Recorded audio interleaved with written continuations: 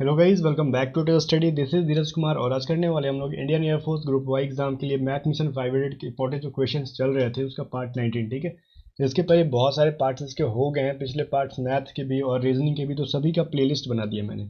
और जितने भी इंपॉर्टेंट प्लेलिस्ट हैं सभी का लिंक डिस्क्रिप्शन में, तो मेरा डिस्क्रिप्शन जरूर चेक किया करो क्योंकि बहुत ज़्यादा इंपॉर्टेंट लिंक मिल जाते हैं वहाँ पे। ठीक है, और इंस्टाग्राम के, टेलीग्राम चैनल के, सब कुछ के लिंक डिस्क्रिप्शन के अंदर है, सब कुछ ज्वाइन कर लेना, बहुत इंपॉर्टेंट सारी चीज़ें मिलती है वहाँ पे आपको। ठीक है ना। फिलहाल ऑनलाइन टेस्ट सीरीज का मैं एक चीज़ सजेस्ट करूँगा आपको। ऑनलाइन टेस्ट सीरीज एग्जाम से पहले ये जुलाई स्पेशल जो टेस्ट सीरीज आया है आपके लिए, ये लगाओ क्योंकि रागा का सेक्शन के क्वेश्चंस मेरे बनाए हुए वहाँ पे है। ठीक है ना, जो कि जुलाई स्पेशल है यहाँ पे। तो इन टेस्ट सीरीज का लिंक मैंने परीक्षा ऐप का डिस्क्रिप्शन दे दिया, लेकिन यहाँ पे 50% डिस्काउंट भी मिल जाएगा आपको। कैसे वो बता रहा हूँ मैं यहाँ पे।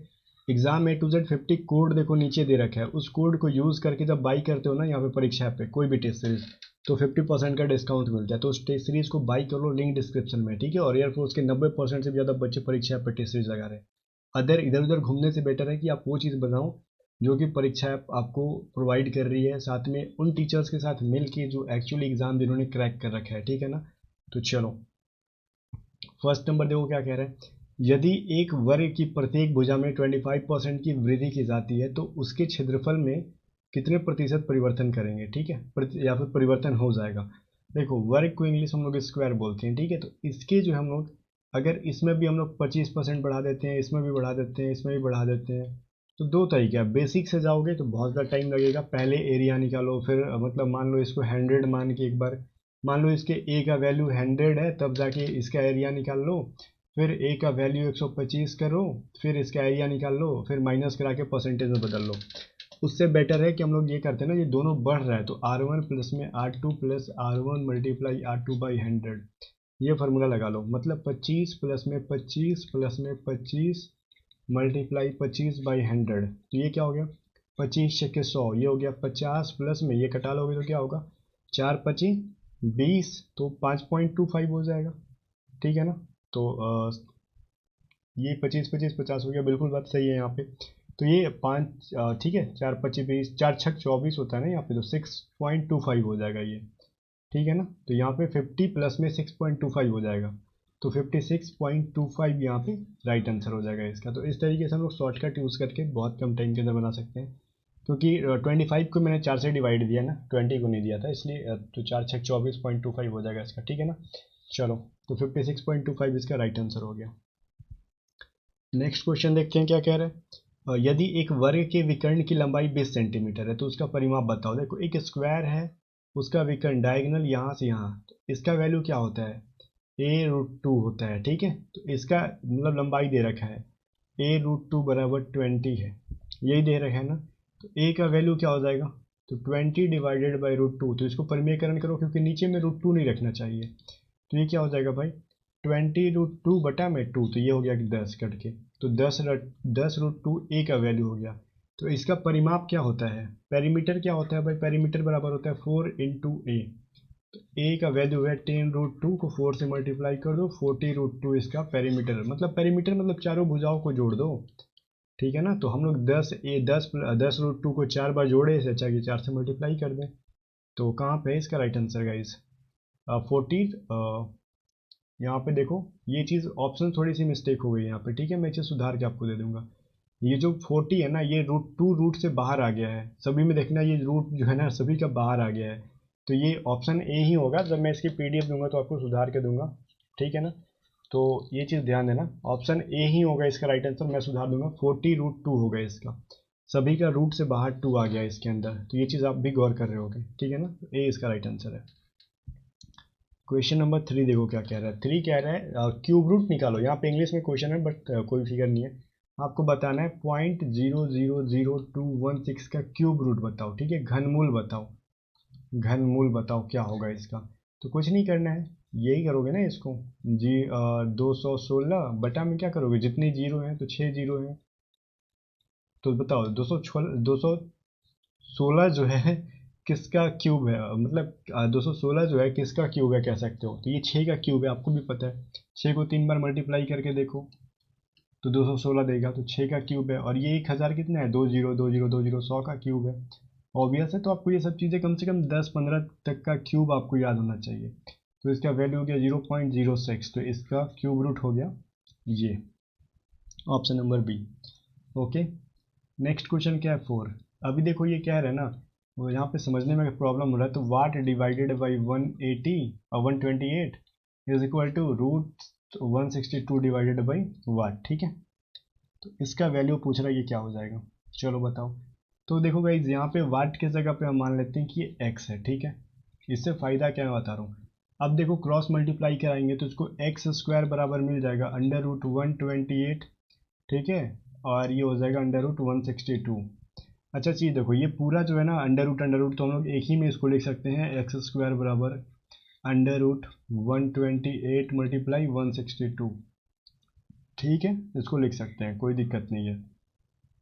अभी देखो 128 को एक्स स्क्वायर बराबर हम लिख सकते हैं, 128 को तोड़ दो, ठीक है ना, तो इसको हम लोग लिख सकते हैं 64 मल्टीप्लाई 2, ठीक है ना।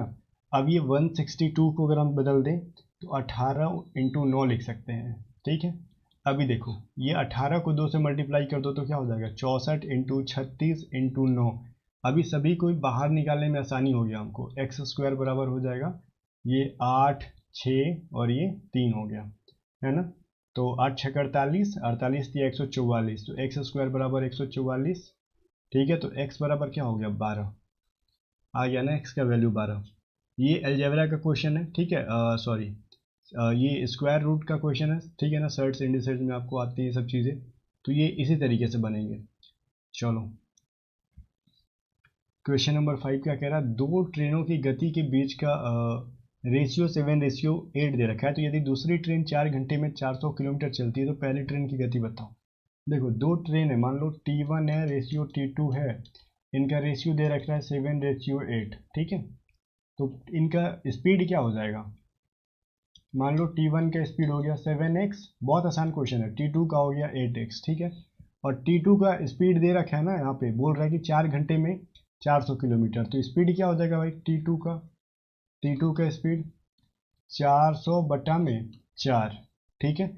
और ये बराबर है 8x के, तो ये क्या हो जाएगा 100। तो x बराबर क्या हो गया भाई 100 डिवाइडेड बाई 8, ठीक है। तो क्या बोल रहा है, तो पहली ट्रेन की गति बताओ। अब इसको हम लोग क्या करेंगे, सिंपली 7, यहाँ पे x का वैल्यू है तो 7 से मल्टीप्लाई कर दो, इसका राइट आंसर आ जाएगा, ठीक है। तो इसके अंदर कुछ नहीं करना था, आप 7 से मल्टीप्लाई करके देख लो, इसका क्या हो जाएगा भाई, ये हो जाएगा 4 दूनी 8 और ये हो गया 25, ठीक है। तो 25 इंटू 7 पचे 35, 7 दूनी 15 और ये कितना हो जाएगा 100 आपका, 7 पचे 35, 7 दूनी 14, 15 3 17, ठीक है, ये हो गया, ठीक है। 2 8 16, तो ये हो गया आपका 2 7 14, ये 87.5 हो गया, 87.5 किलोमीटर पर आवर, इसका राइट आंसर हो जाएगा, ठीक है ना। ये 175/2 है। तो आई होप की चीज़ कर लोगे आप लोग आसानी से, कुछ करना नहीं था हमको, ठीक है ना।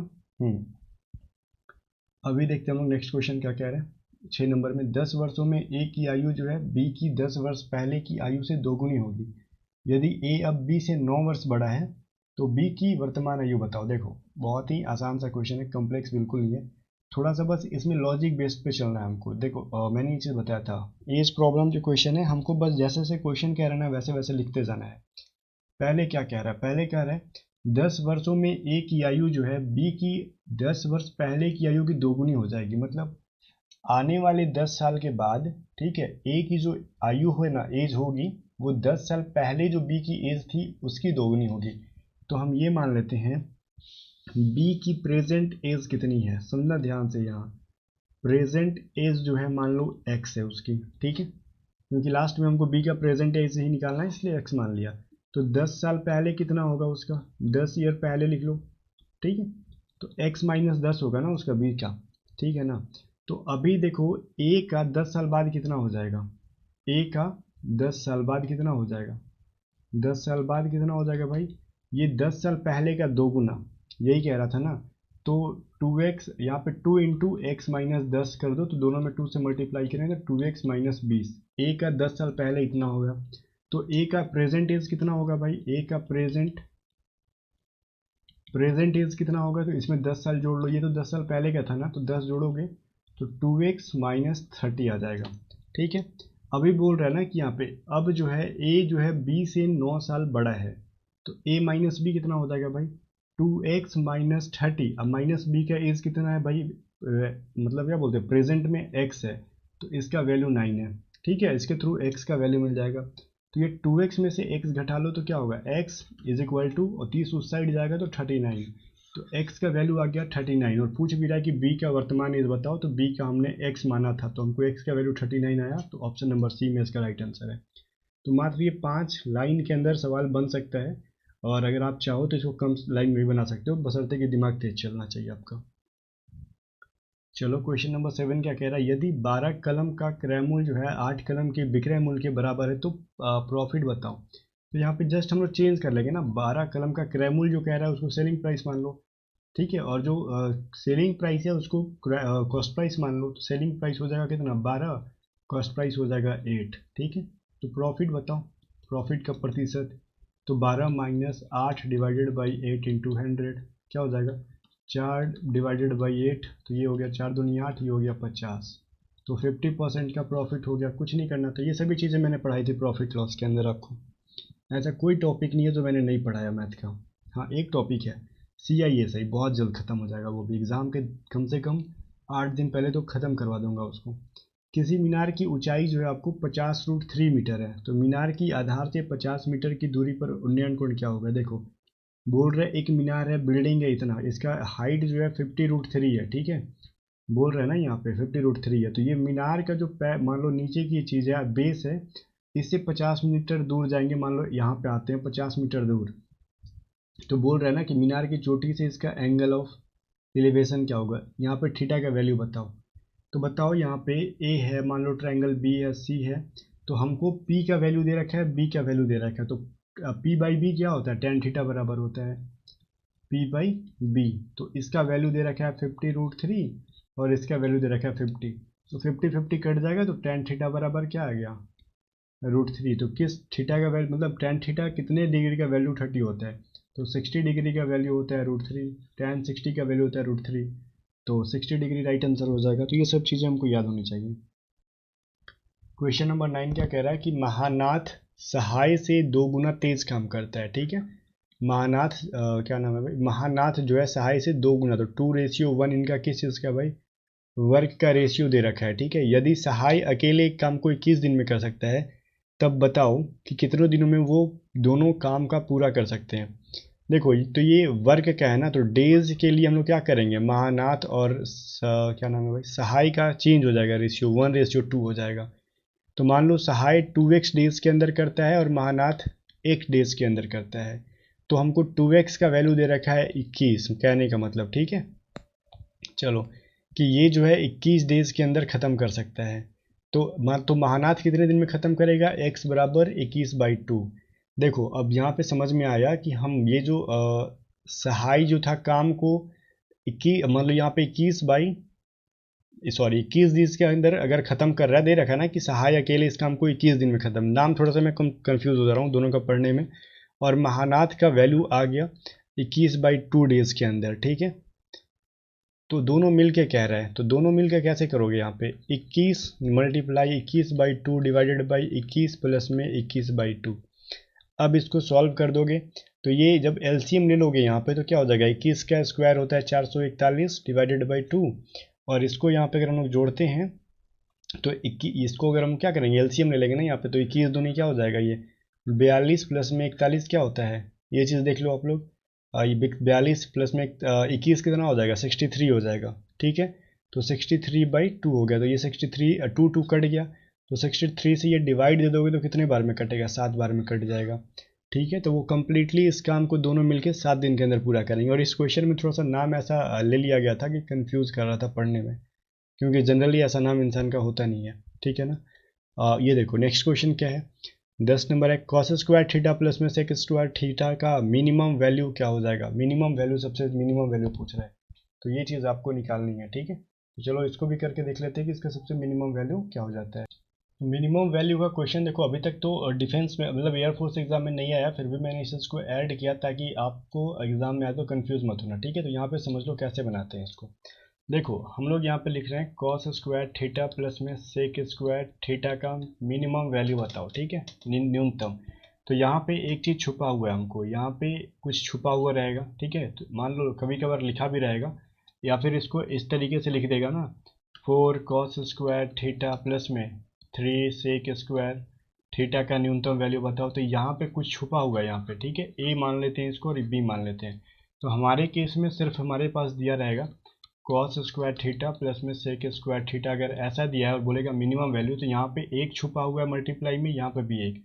तो इसका फॉर्मूला होता है √a × b। अगर मान लो कोई डिजिट है तो हम a की जगह पे रख लेंगे, और यहाँ पे डिजिट है तो b की जगह पे रख लेंगे, ठीक है ना। टू अंडर रूट, ठीक है, a × b लिखेंगे इसको, ये चीज़ ज़्यादा है, 2√a × b। तो यहाँ पे 2√1 × 1 का वैल्यू क्या हो जाएगा, 2√1। तो 2 × 1 = 2 हो जाएगा। बस कुछ नहीं करना था। तो मिनिमम वैल्यू क्या हो गया ये।